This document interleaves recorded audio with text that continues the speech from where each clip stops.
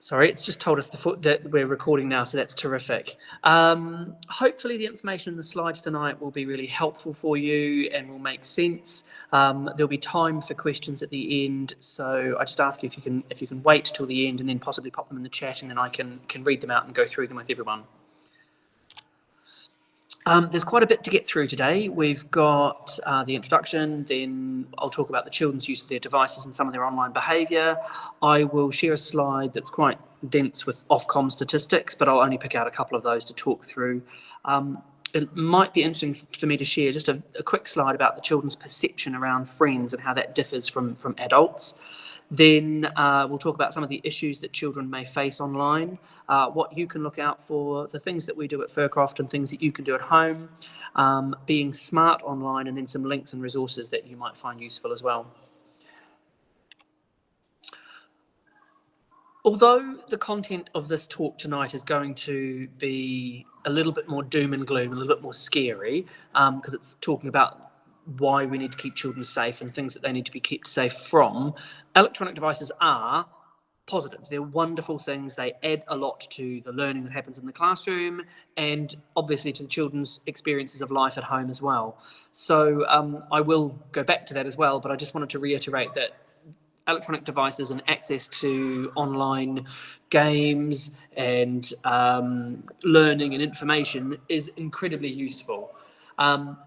Online safety and e-safety is really important. It's vitally important for schools, but also for you folk at home, because the government expectations that we have that guide us at school, which are called Keeping Children Safe in Education, are brought out to staff every year. We reread them, we rediscuss them, we discuss any tweaks that have happened, and this year a really big push has been brought in to link it to e-safety, so using devices safely online at school but also at home, and how we can make sure that the children are safe, but that give them the skills moving forward, because technology is moving at such a fast rate. We want to be able to keep them safe at school but also help you to keep them safe at home. Children have access to a plethora of devices. I'm sure many of you will remember using clunkier old phones that may not even have had access to the internet. You may not have had tablets. I certainly didn't when I was younger.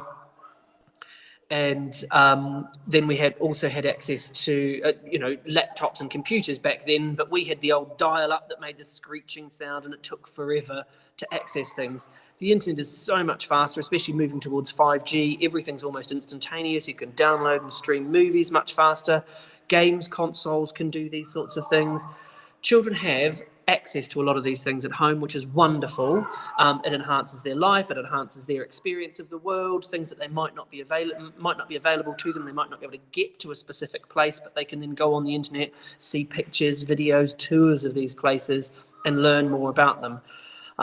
So I want to say again, they can use a lot of different devices, and it's wonderful that they have access to them. But we need to be aware of what their online behaviour is. I've only put up a few different things that children have access to. I'm going to talk about age restrictions a little bit later on, but it'll be interesting to know if you can say what you think has the highest age range. So just keep in mind when I come up to talk about it later on, what you think from that slide has the oldest age expectation or the age range where children shouldn't be using it until they get to a certain age. I think some of you might be quite surprised. These are the Ofcom statistics. So a lot of children say, 75% at the moment, are saying that they can't live without the internet. They can't live without access to the internet, without being able to go online. Quite a number of children, just over 20%, believe that, or have access to their own tablet or device or some sort of thing that they can get online with.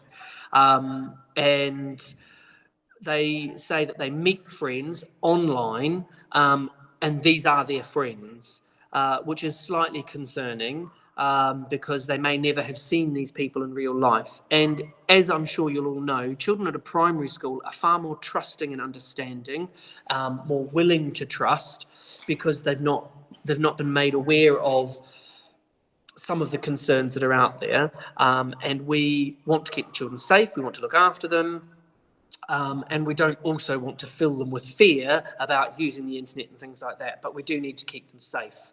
I'm not going to read through all of these statistics, there's quite a lot of them there. This presentation will be on the school website, there'll be a PDF and the video available, and there's also the link to the Ofcom Children and Parents Media Use and Attitudes research that they did. But I think you'll understand that we want to make sure that the children are kept safe, and some of these statistics make it quite clear that children don't realise the dangers that are out there. When we talked to children about what they thought was a friend, they felt that it was someone that they might play games with online, someone that they might have met on a forum or a chat, or that they play, that they've seen play a game online, or that they've seen play on YouTube and put up their performance in the game.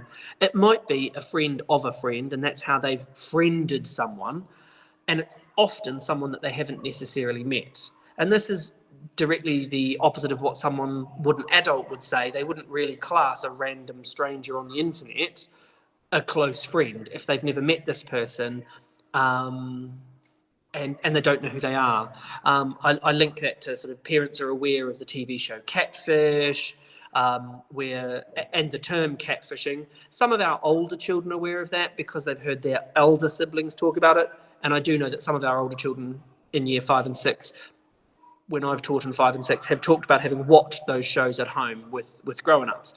So the older the children are, the more they're likely to realise that it's not a close friend if it's someone they haven't met online. And they've had e-safety talks, and I'll go into those later on, where they learn a little bit more about that. So it's just interesting, the different perception that children have about who they think is a friend online compared to what you and I might think as adults. Do you know what your child does when they're on a device at home every time? I don't say this to frighten you, but just to make you aware of there might be times where you're not exactly certain what your child's doing online, because this exposes them to a lot of risk. I'm trying not to make it sound all doom and gloom, but when we are not aware, when we're not watching every swipe and click and activity that they're doing, which nobody can do, I wouldn't expect anybody to do, I don't think you would either, it does mean that the children might accidentally see something or notice something or see a message about something that might disappear off the screen before you've had a chance to see it.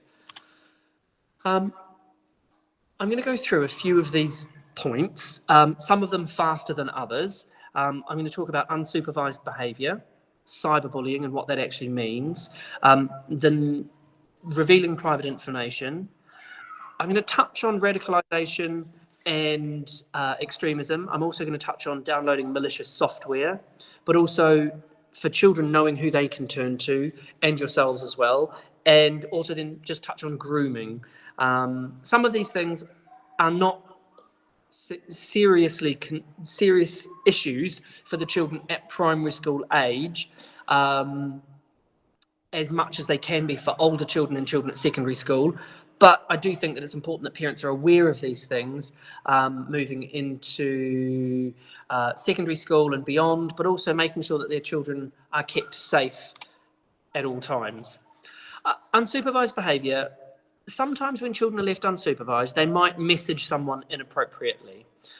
This can lead to a message to someone, could be at school, and then the child comes to school the next day, having received a message that's upset them, that's made them feel unhappy, and then the school is sort of trying to deal with that situation, and come to terms with, okay, how is this going to impact the child at school? What sort of situation is that going to set up? How do we need as a school to manage that so that it doesn't lead to negative behaviours, children lashing out, children saying things because they're frustrated? So sometimes children do message inappropriately. Now, the messaging might be via something like WhatsApp or TikTok, or it might even be in a game situation, whether they're playing Fortnite or Roblox or something like that. Or it could be someone's shared a YouTube link to a video that they've made with their siblings at home, and then someone leaves an unkind comment. And we spend a bit of time talking to the children about the appropriateness of what they say online, how when you've written something online, that's permanent. Sometimes when children are left at home, unsupervised online, they can access inappropriate content. Now, we're very fortunate at school. We've got quite a lot of filters. There's flesh tone filters so that certain pictures are blocked because they're inappropriate. Certain websites are blocked because they may have a inappropriate content or age-restricted content that we don't expect children to see at a primary school level. And we are trying to make sure that they're as safe as they can be at home. And I know that there are some parents at school that have filters on their broadband at home so that they limit those things. And these might be things that you might want to look into as well. Access and viewing age-restricted information can happen in apps. I know that the likes of Snapchat and Instagram, well, not Instagram actually, Snapchat and TikTok, things can disappear after a certain number of seconds. And Instagram, people can view content that someone may have put up, the same with Facebook and Twitter, I suppose. And they can then take the posts down later on. But once something has been seen, it can't be unseen. And this is something that we especially with children in years 4, 5, and 6, but it's something that we talk about with the children. Once you've seen something, you can't unsee it. You can't just think, okay, I'm going to forget about that and never remember it ever again. If it's something that's inappropriate, if it's something that's scary, if it's something that's gruesome, if it's something that's pornographic, once that's seen, it can't be unseen. Now, we are fairly confident that things like that can't happen at Fircroft because of the filters and the restrictions that we have and the types of apps that we are downloading on the devices the children use at school. But I'm aware that sometimes children can access things that they shouldn't at home. There was an incident last year where a child used their parents' device with their parents' Face ID and accessed their parents' bank account and transferred some money into their own account. Now, that is quite a surprise. It was a very tech-savvy child, I have to say, but the parents were also incredibly tech-savvy, and they were very surprised when all of a sudden a message popped up on their phone saying, "You've just transferred money into this account," and the parents knew it had happened straight away. It wasn't millions of pounds, but it was still enough that the parents were quite surprised that the child was able to get round the Face ID restrictions and get into their parents' bank account. So it's just things that children can sometimes, if they're unsupervised, can access things that you wouldn't necessarily want them to. It remains a vitally important responsibility, both at school, but also for you as families out of hours at home when the children are there. Cyberbullying. So the children have been exposed to bullying is several times on purpose. So it's not just a once-off thing, it's repetitive, it's deliberate. Someone's doing it absolutely deliberately. And it's unwanted and unnecessary. It's not wanted by the person that's receiving it. It's not helpful. Sometimes it can be aggressive, it might be belittling, and it can cause that person to feel upset and hurt. We remind the children that bullying is several times on purpose. Cyberbullying is using messages from messaging services. It could be in a game, in an app, online, or it might be a comment on a post. We talk about this with the children so that they are fully aware that it's not just once when someone says, "I didn't like that." It's repetitive. It's consistently happening again and again. And hopefully, through the children's trusted adult, they will be able to come to a trusted adult. We'll talk about that a little bit later, and make sure that if they are unable to deal with it, or if they feel they need help to deal with it, they can come to a trusted adult, be that at home or at school. Fewer school bullies. This is information from the DfE. They were saying that there's fewer school bullies, but cyberbullying is on the increase. Now, this is happening mainly at secondary school. That 11% of children are reporting at secondary school that they've faced cyberbullying. Most of the things happen outside of school. via social media, mobile phones, text messages, that sort of thing, but it then directly impacts how the children are feeling at school. They're feeling uncomfortable, they're feeling threatened. And unfortunately, at the moment, according to the DfE, the Department for Education, girls seem to be more likely to suffer cyberbullying when they get to secondary school. This is something that we want to instill in our children, knowing who they can talk to, knowing what they can do, how they can be smart online.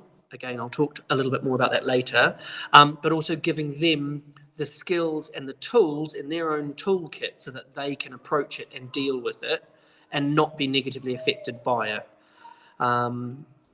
So while we're not seeing a significant amount of that, in fact, very little, if at all, cyberbullying at Fircroft, it does happen from time to time, but just to be aware that when your children go off to secondary school, this is something that you're going to want to probably be a little bit more aware of. We teach children that if they wouldn't tell it to a stranger in Tesco or a random person on the street, don't post it online.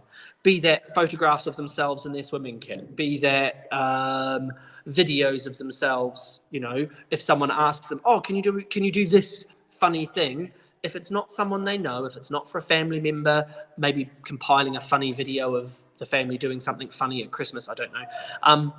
If it's not something you would hand over to a random stranger in Tesco, Sainsbury's, Lidl, Aldi, wherever, don't post it online, because personal information like your address, your birth date, all of the stuff can then be used against you. Now, obviously, we think of that for having our identities stolen as adults, people hacking our bank accounts, that sort of stuff.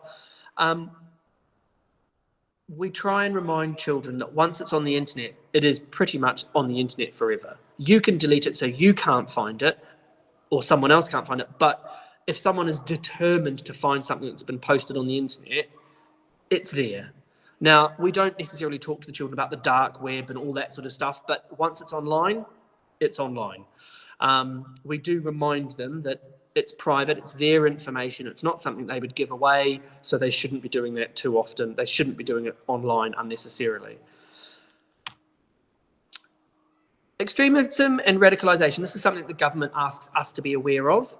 It's when someone might post a message or a clip or something that's violent in nature or extremist in nature. They might target a vulnerable person and try and radicalise them, and they might encourage them to try and join whatever their cause is. Now, again, I want to reiterate, this is not something we face at Fircroft. It's not something that the children are exposed to, we don't believe. Certainly not at school, but we doubt that very much at home as well.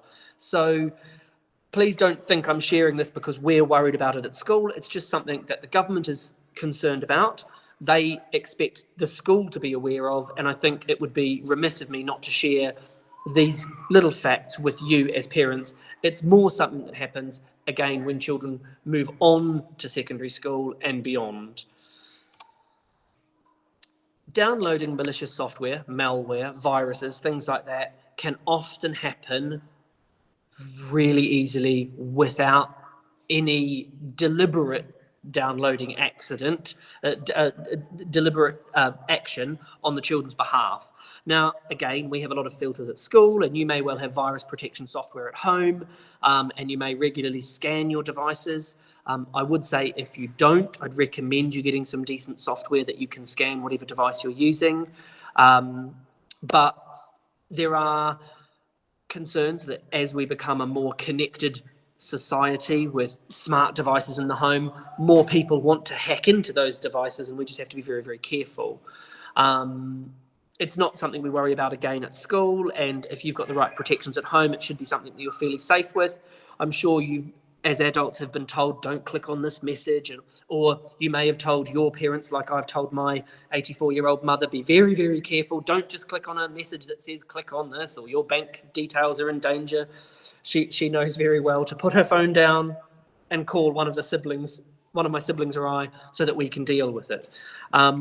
So we sort of say that same thing to children. If you get a message that seems a bit weird, talk to a grown-up, talk to a trusted adult. But I just wanted to share that with you. At school, we remind the children of their acceptable use agreement and their online safety lessons. I'll talk about that a little bit later. But that their trusted adults are the class teachers and any adult at school. We also say that at home, a parent, a carer is a trusted adult, someone that they trust at home and they know that that person will keep them safe. Sometimes this can be a much older sibling in secondary school or even older, or it could be a cousin who's older. And we say to them, it's not someone that's the same age as you or a year or two older than you. This is someone that you can turn to, that you know is going to keep you safe and give you sensible, honest advice. And we often say that that advice might be to go to another grown-up. It might be to go to your mum, your dad, your granny. It might be to go to your teacher at school and ask them for some help with it as well. We spend a lot of time talking about that in our acceptable use agreement sessions with the children, which is where the children talk through what the school expects of them when they're using a device at school or when they're using software for school purposes like Google Classroom and such like.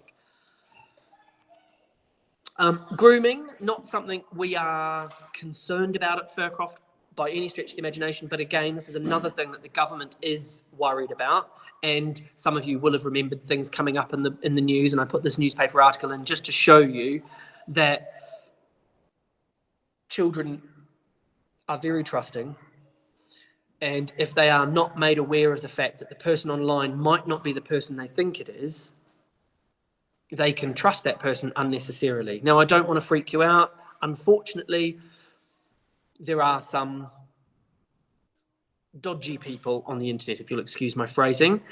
There are some wonderful people out there as well, obviously, but there are some people out there that might wish us harm, and that can be for adults of our age group and beyond, but also for children. And there are people out there that we need to keep the children safe from, and grooming is when they're talking to someone.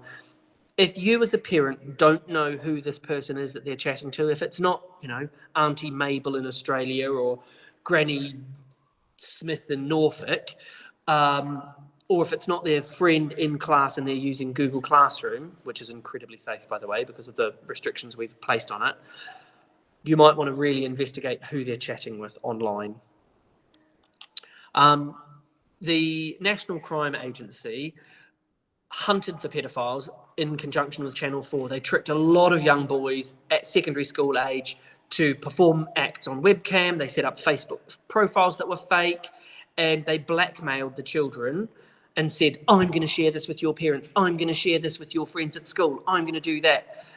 It was all fake, but just to prove a point that children are too trusting.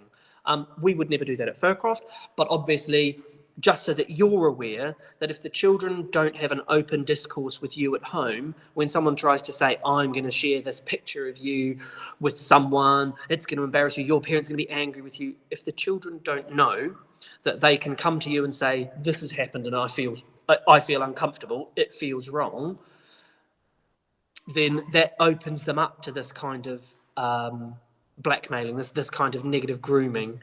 Obviously, we would believe that the children would tell us things at school, and they would also tell their parents, especially the younger they are.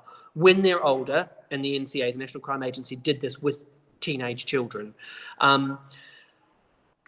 they can still be naive and trusting, and then get themselves into a state where they just can't talk about it. But we want to reiterate that we talk to the children about their trusted adults, and we encourage them to talk to their parents, if not their teachers at school. Things that you might want to look out for at home is if your child's being a bit more secretive about what they're doing, the websites that they're going to, their habits online, the gaming that they're doing, that can start to be a bit of a red flag, and you might start thinking, hang on, I've got to keep an eye on my child. What are they doing? If they're using social media platforms like Facebook or Twitter, they might see criminal behaviour. They might see violence promoted because, unfortunately, they shouldn't be using Twitter at primary school. I'll talk about age-appropriate restrictions in a minute for you. Now, the downloading extremist content, obviously, that's not something that primary school children are going to be doing, we don't believe, nor do we expect our parents and Fircroft family to be doing that, obviously.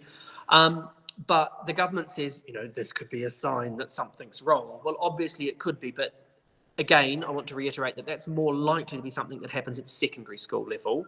But I don't want to neglect mentioning it because I think that I should be open and honest with all of the parents. At Fircroft, we discuss an acceptable use policy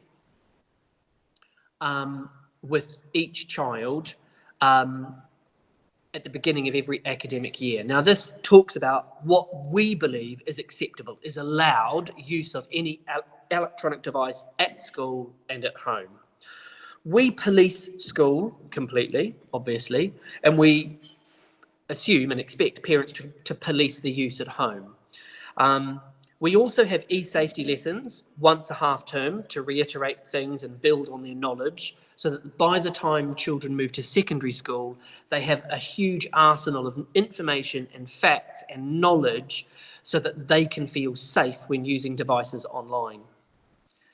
We have an e-safety week. We have an anti-bullying week, which we link into that as well. There are assemblies. Sometimes these are led by Mrs. York, our head teacher. Sometimes they're led by class teachers. Sometimes they're led in staff meeting, not staff meetings, I beg your pardon, in miniature assemblies where they might be just amongst a whole year group or a phase. So year 1, 2, and 3, or 4, 5, and 6. We also have discussions in our PSHE lessons where something may have come up, and it may not have come up in our class. It may have come up online or in the news or in another class or in another year group, and we talk about that. We also remind children regularly of who their trusted adults are, and I've mentioned those. They are the adults at home or at school that the children know have their best interests at heart and want to keep them safe and will give them good advice and look after them. It's not someone that's going to come down on them like a ton of bricks and tell them off for going onto a game or a website or spending an extra 5 minutes on a website when they shouldn't have. We don't want children to feel intimidated or frightened to share something that's made them upset. So we do say to them, okay, you might have spent an extra 10 minutes on the internet at home, or you might have done a little bit longer in gaming or whatever have you, but you will not get told off for telling us if something's worried you online. So we always reiterate the children will never be told off if they've told us something, if they've shared something that's made them uncomfortable. Things that you can do at home, you might want to be aware of the age restrictions on apps and games. And I showed you quite a few apps earlier. Facebook, Instagram, Twitter, and Snapchat, their terms of service say that you need to be 13 years of age or older to be using their services, to have your own account on their services. However, when I've asked children from year 4 to year 6, some of them have said, oh, yeah, I've got an Instagram account and I've got quite a few followers, or yeah, I've got Snapchat or Facebook, but it's okay. My parents have said it's okay. And that might be the case. That's absolutely fine.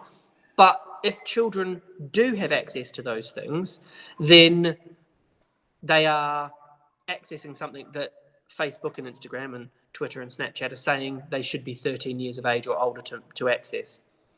WhatsApp, you might be surprised to realise, says that you need to be 16 years of age or older to have a WhatsApp account.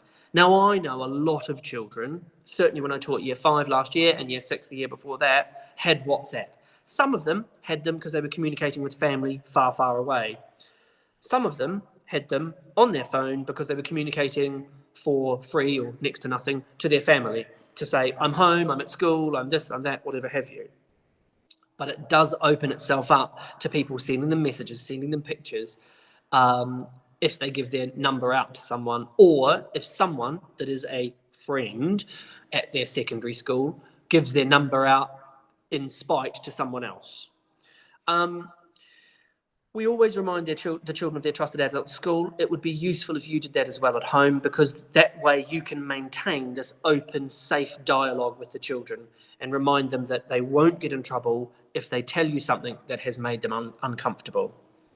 Again, it's the clicking links and messages, apps, or online comments, because that can be an issue. And unfortunately, I see that you can't see the message for the next one that's behind there, but it's perhaps limiting some of their screen time or their device time so that they have some screen-free time. I'm not saying don't let them go near the internet or anything like that, but maybe say, right, okay, today I want you to have a day off the screen and go out and do something else, or draw a picture, or read a book, or play, or whatever have you, so that they're not accessing a device and giving themselves a break from being on a device. Being smart online.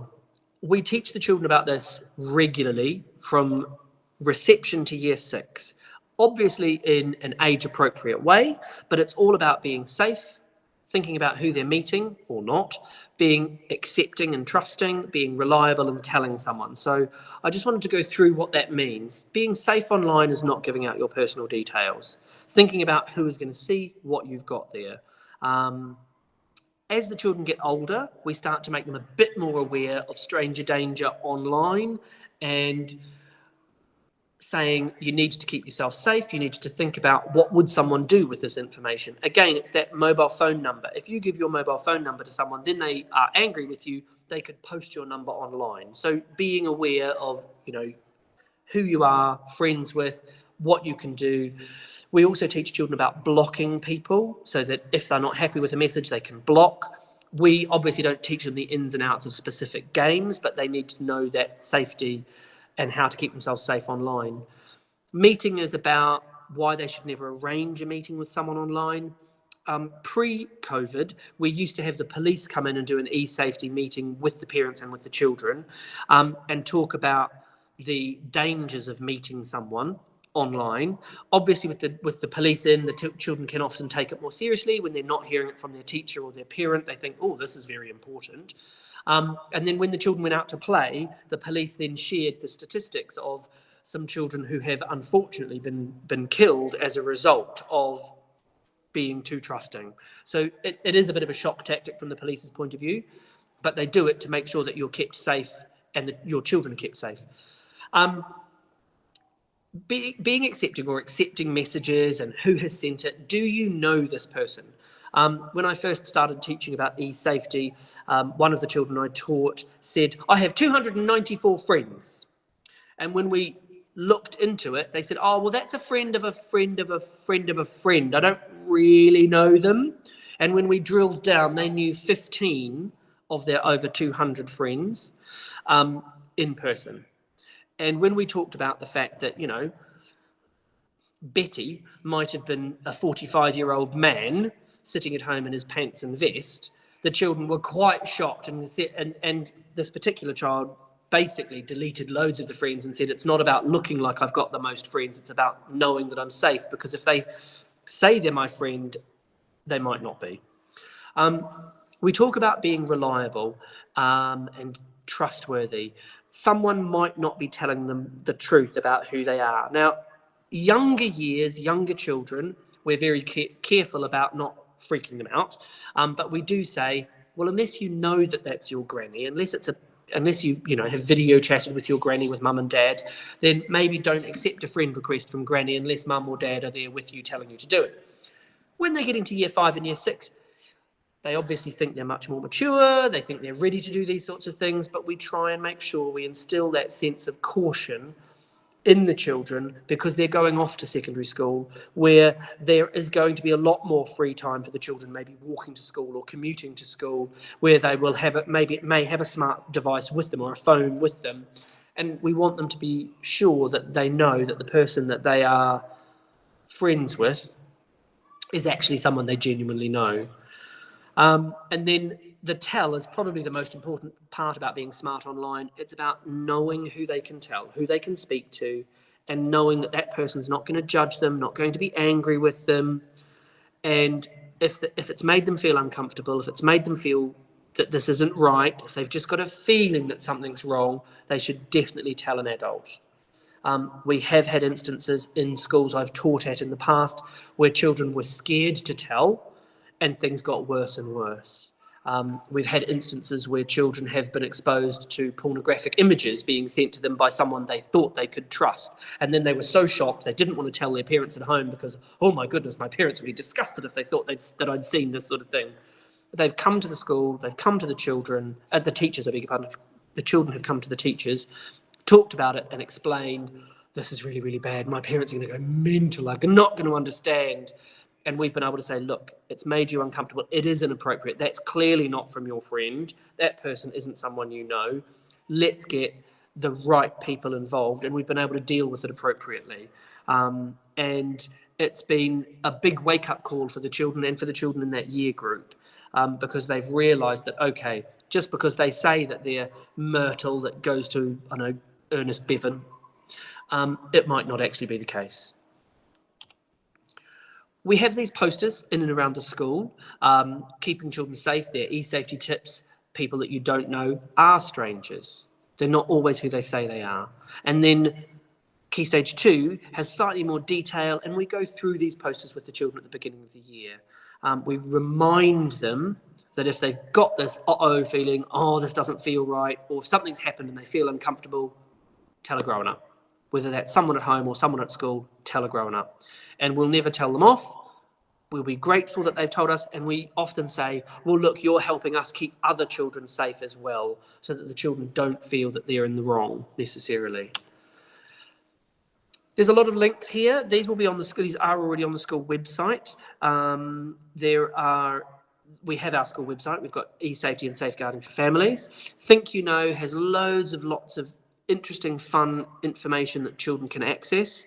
And ChildNet is another website that has information for parents and carers at home. So does DigiZen, Digital Citizens. Internet Matters is another not-for-profit organisation. The NSPCC, which we've talked to the children about for years about how to keep themselves safe. And CEOP, which is the police's, excuse me, my mind has literally just gone blank, at telling you what the CEOP stands for. Keeping children safe online. It's their Internet Safety Centre. In summary, please be familiar with what your children are using online. Monitor what they're viewing online. Try to remind them, really ingrain it into them about being safe online and what they need to do. If you have any questions, you can contact the child's class teacher, the school's designated safeguarding lead, or the head teacher, or indeed you can contact myself as the computing lead. You may have some tips that are worth sharing with parents. You may have a particular nanny monitor app type thing that you think is spectacular. We'd love to hear about it. We're happy to share those sorts of things with parents. If you have any questions, I'm more than happy to answer any of them. I know I've sort of sped through this, but I have talked for 40 minutes and I do apologise for that. I hope that we can help with anything that we've got. I know that Mrs. York has shared a really top tip for gamers at home. If they're using a headphone to engage in a chat when they're gaming, just adjust the settings so that maybe you can hear the chat, because the headphones have microphones so they can join the chat. And this way you can keep an ear out for what they're discussing. Now, I know that sometimes children do that when they're in their bedrooms, but you might want to just be aware of what's being said online just to protect the children, just in case it becomes unpleasant. I'm going to open it up to questions if anybody's got questions now, but perhaps Mrs. York might want to stop the recording and then we can upload this to the website and then we can just deal with any questions that you've got.